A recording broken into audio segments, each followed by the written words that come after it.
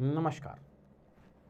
Grammar class number 38 day 38 competitive exam के English से related कुछ नियम कानून हम सीख रहे हैं ताकि जब एरर डिटेक्शन की बारी आए तो वहाँ हमारे मार्क्स कट ना हों, हम आसानी से उसे सॉल्व कर पाएँ।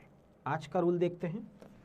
लेट के बाद ऑब्जेक्टिव केस के प्रोनाउन का प्रयोग होता है। ये LET लेट हमें आता है। इसके बाद क्या होता है? ऑब्जेक्टिव केस के प्रोनाउन का प्रयोग होता है। अब ऑब्जेक्टिव केस मतलब मी, यू, अस, देम, हिम, हर। तो जैसे लिखा है लेट मी गो, ये सही है। अगर हम कहते हैं लेट आई गो और अगर एग्जाम में ऐसा लिखा मिल जाए कहीं तो ये ग्रामेटिकली गलत हो जाएगा, ये एरर है। क्या कि let I go, let you go, let she go, let he go. क्या होना चाहिए? Let you go, let me go, let us go, let them go, let him go और लड़की के लिए लेट हर गो। तो जो हमने समझा वो ये कि लेट के बाद ऑब्जेक्टिव केस के प्रोनाउन का प्रयोग किया जाएगा, सब्जेक्टिव केस वाले प्रोनाउन यूज नहीं हो पाएंगे। सो हमेशा क्या होगा? Let me, let you, let us, let them, let him, let her. ये वाला नियम समझ में आ गया? चलिए और आगे बढ़ते हैं। यदि दो सब्जेक्ट्स के बीच तुलना हो तो एज ऑब्लिक देन के बाद सब्जेक्टिव केस के प्रोनाउन का प्रयोग किया जाता है। सब्जेक्ट के बीच तुलना हो मतलब ये भी एक सब्जेक्ट हो, दूसरा वाला भी कोई सब्जेक्ट हो, मतलब ये भी कोई काम कर रहा हो, ये भी कोई काम कर रहा हो, और इनके बीच अगर तुलना होगी तो एज और देन के बाद सब्जेक्टिव केस आएगा। सब्जेक्टिव केस मतलब I, you, we, they, he, she और इट। कब? जब तुलना करने में दो सब्जेक्ट्स के बीच तुलना होगी। तो एग्जाम्पल से समझते हैं। देखो, आई रन फास्टर देन। अब यहां मैं एक सब्जेक्ट हूं, आई रन, मैं दौड़ता हूं, मैं कोई काम कर रहा हूं, सब्जेक्ट हूं, और कंपैरिजन भी किससे हो रहा है? सब्जेक्ट से होगा, क्योंकि मैं भी कुछ काम करता हूं, वो भी कुछ काम करता है, दोनों सब्जेक्ट हैं, तभी तो उनका आपस में कंपैरिजन किया जा सकता है ना, तुलना की जा सकती है। तो I run faster than he होगा, ना कि हिम होगा। अगर हिम लिखेंगे तो ये एरर में चला जाएगा, सेंटेंस गलत हो जाएगा। यस, तो I run faster than he. कब? जब दोनों सब्जेक्ट्स में तुलना हो रही हो। हाँ, अब ये बहुत इंपॉर्टेंट रूल है, इसको भी समझिए, इसकी एरर कई बार आती है कि तीनों पर्सन्स प्रोनाउंस का प्रयोग, तीनों पर्सन्स के प्रोनाउन का प्रयोग एक साथ करना हो, मतलब एक सेंटेंस में एक से ज्यादा प्रोनाउन हो, तो 2, 3, 1 के प्रोनाउंस के सीक्वेंस को फॉलो किया जाता है। 2, 3, 1 का मतलब है second person, third person and first person. ये आप समझते हैं पर्सन्स। फर्स्ट पर्सन जो बोलने वाला होता है, स्पीकर। सेकंड पर्सन सुनने वाला होता है, लिसनर। और थर्ड पर्सन हम जिसके बारे में बात करते हैं। ठीक है, देखो अपन सेंटेंस में समझेंगे तो जल्दी समझ में आएगा ना, रूल थोड़ा जल्दी से पकड़ में नहीं आता है। सेंटेंस देखो, you, he and I go there. तीन लोग हैं। सबसे पहले कहा यू, फिर ही और फिर आई। अब आपको लगता है कि सीक्वेंस बदल देने से क्या हो जाएगा? बदल दो, ऐसा कह दो कि I, you and he go there. पर ग्रामेटिकली ये गलत हो जाएगा क्योंकि सीक्वेंस फिक्स्ड है। अगर एक सेंटेंस में एक से ज्यादा प्रोनाउन है तो सबसे पहले क्या लिखना होगा? सबसे पहले लिखना पड़ेगा सेकंड पर्सन। कौन सा वाला पर्सन? Second person, you, 2। फिर लिखना पड़ेगा थर्ड पर्सन, दैट इज 3, और उसके बाद लिखना पड़ेगा first person.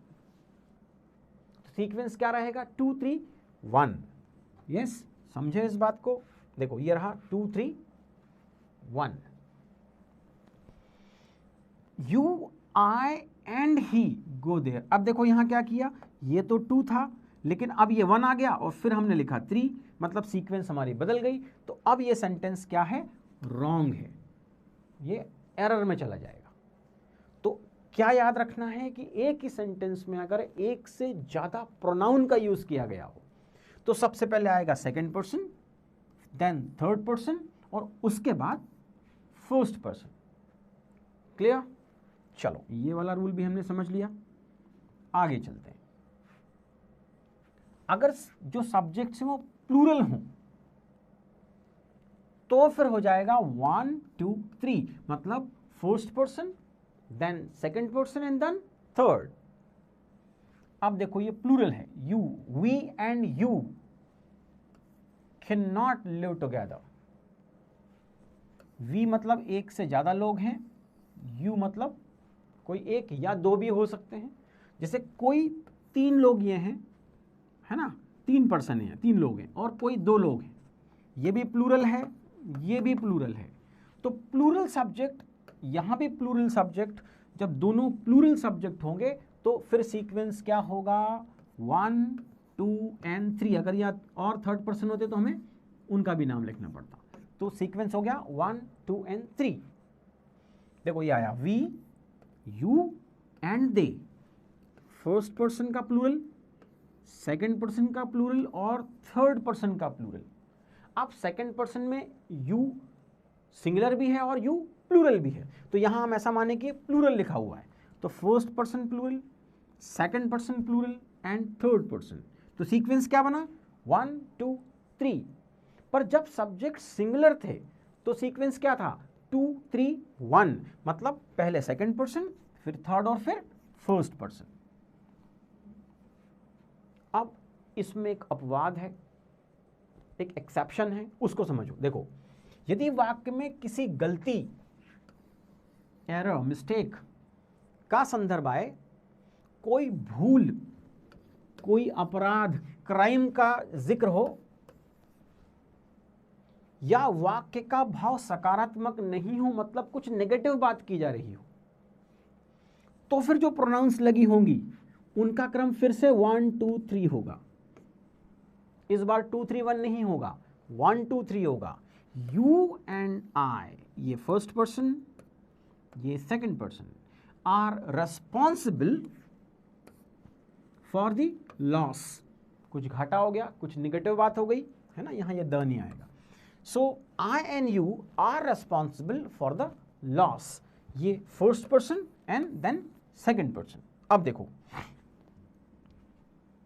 You and he spoil the party, कुछ नेगेटिव हुआ तो पहले सेकंड पर्सन कहना पड़ेगा and then third person. You and he spoiled the party. और देख लेते हैं।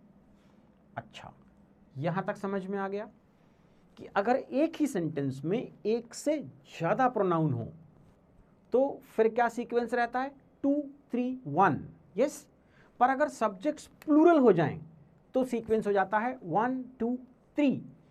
और अगर कोई भूल हो, अपराध हो, गलती वाला भाव हो, या सेंटेंस का नेगेटिव मीनिंग निकल रहा हो, तब प्रोनाउन का सीक्वेंस क्या होगा, प्रोनाउंस का तब होगा 1 2 एंड 3। एग्जाम्स के हिसाब से ये बहुत इंपॉर्टेंट रूल्स हैं, इसको प्रैक्टिस कीजिए, समझिए। Thank you.